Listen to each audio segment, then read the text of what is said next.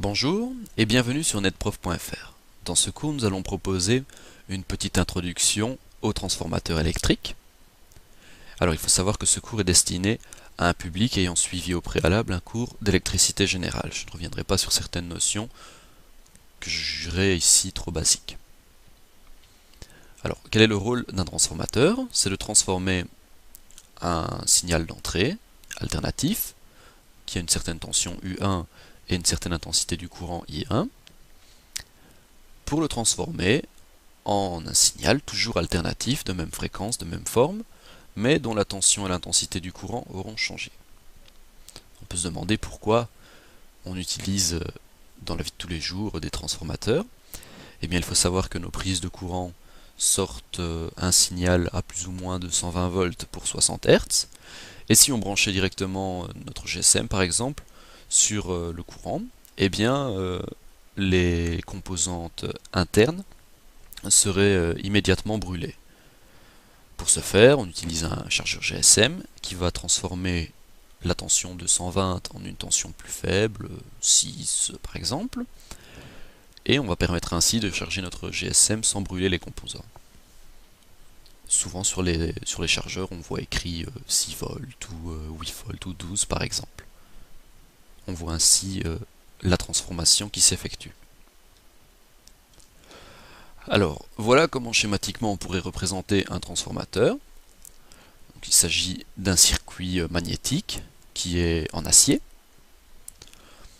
On va l'enrouler avec une bobine qu'on va dire primaire, qu'on va appeler primaire, qui a un nombre de spires N1.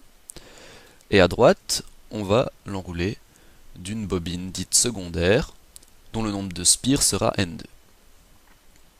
On va brancher la bobine primaire à une source alternative, et on va brancher la bobine secondaire, l'enroulement secondaire, à une charge d'impédance quelconque.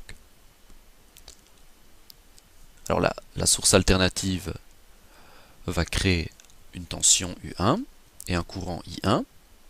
Ce courant I1 va induire dans notre circuit magnétique un flux.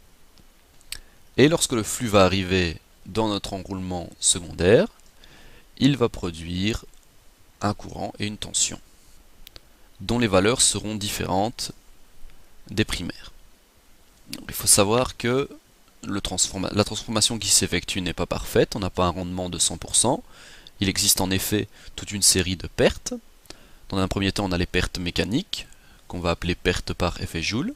Lorsque le courant va circuler dans la bobine, donc j'ai oublié de le dire, mais les bobines sont souvent en cuivre, eh bien on va avoir un échauffement. Lorsqu'un courant traverse un conducteur, on a une augmentation de chaleur qui traduit une perte d'énergie. C'est ce qu'on appelle la perte par effet Joule. Il existe également des pertes magnétiques, des pertes par hystérésis.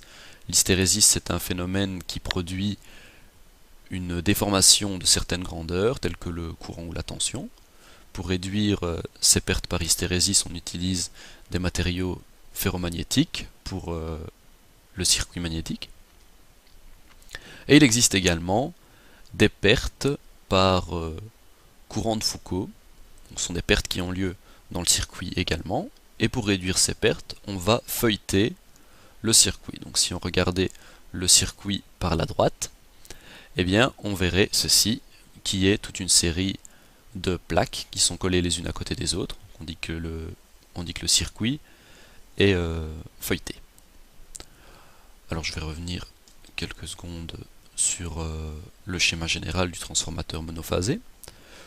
Si on était dans le cas d'un transformateur parfait, donc si on négligeait complètement toutes les pertes, on aurait une tension U2 qui serait proportionnelle à la tension U1 dans un certain rapport de transformation qui serait le nombre de spires secondaires sur le nombre de spires primaires. Donc on aurait U2 qui serait égal à N2 sur N1 fois U1. Merci de votre attention.